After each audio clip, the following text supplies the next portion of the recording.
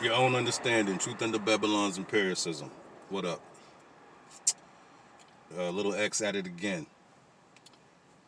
Um, fellas, just imagine, and you know what fellas I'm speaking to. Just imagine this was your son. You know, just imagine this is your pride and joy. Imagine this is your legacy. Now, you can you can actually thank the fact that you lack spinal fluid and bone. Your vertebrae should be. That's just the bottom line of it. You know. He actually expressed the way your people in general actually look at your people.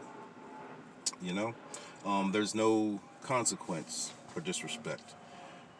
There's no remorse when it comes to just totally disregarding and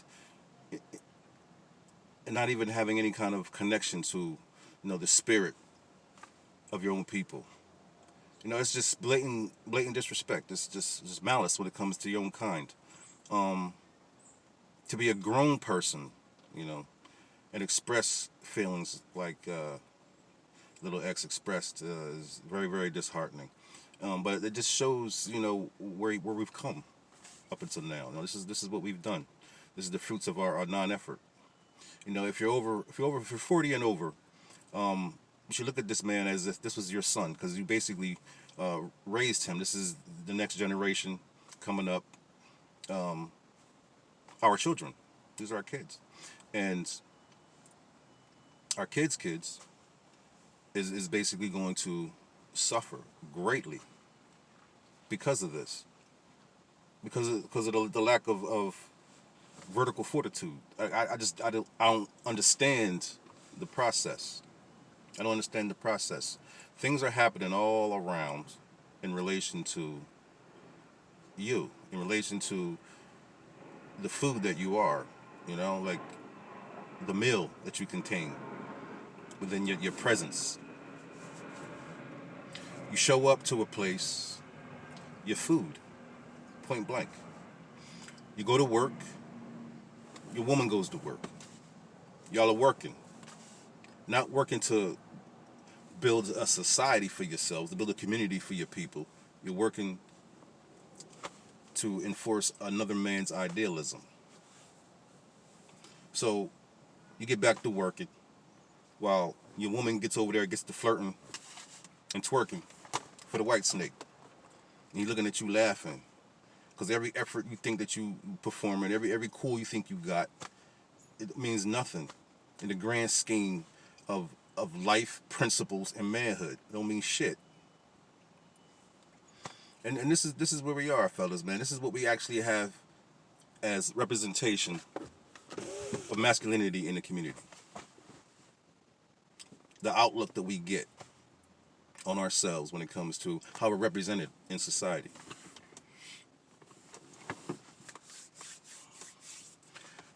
It's very, very difficult to function as a member of society, being a man, trusting in his manhood, and believing in principles, and trying to pursue an avenue in life, and relate to people on their terms, on people's terms, on the terms of the climate of society. It's hard to do it. It's hard to relate to people knowing the fuckery, knowing and understanding the elements of war that are being applied to my people, and it's almost as if no one cares. While we create a bunch of sayings, we march from block to block, or not. We talk this community righteousness shit, all this other stuff that we do, and it means nothing. It means nothing to actual effort. You know, I'm guilty of the same thing. I'm one person, but at least I do understand, and there's others like me that do understand. But you have to once again overstand. You have to stand together. You know, we can make this happen. It's very simple. I would rather go ahead and fight than to crawl around on my knees and other men grabbing on my hips, moving me in different directions that they want me to go. What the hell is that? How do you even consider that a life? Some people might be happy with being okay on their knees, crawling around, being pushed about, by their hips as a man. Is that what you like? Hey, there's a place for that for you. We can designate that for you in other places. But there also should be places for people who feel different ways. Just like my man was saying, it's an old idea, civilization. Don't let words confuse your perception, because there's a way of life that's not so much struggle and strife, and no one has to be trying to duck under or limbo up under a knife every time they walk around. Every time they just get up out of the bed, you're ducking and dodging shit. Like there's no reason for that. And that's known. It's very, very known. If we live for knowledge, then everything else comes into place. Freedom exposes itself, because no one really knows what freedom is. No one knows what freedom is. It's just a word. If you live for knowledge, if we all live for knowledge, then the process will expose freedom as such. There's no need to proclaim or to ask for things that are apparent. It would be obvious. So we're now stuck in the witchcraft of jargon and language, and we're confusing each other with emotions tied to all this jargon and language. We basically are using scriptures to guide us that were pre-written to basically hide the real true feelings of human beings. You can't replace actual energy and actual feelings and emotions with words, language, manipulations. It's a part of witchcraft, switchcraft. You don't relate the two. If you relate the two, then you become a product, a stipulation of contract. Is that what you are? Are you a product? No. So if you live like a product, then you will be sold and bought. So try to focus more on living for knowledge. You want to know. You want to understand things. If you understand more, if you know more, if you want to know, if you live to want to know, then there's nothing that can be hidden from you. You can't use words and information. They can't be used against you because you live for knowledge. So therefore you're always questioning and always perpetually answering. This is very sad, folks. Nas is he's a pardon me.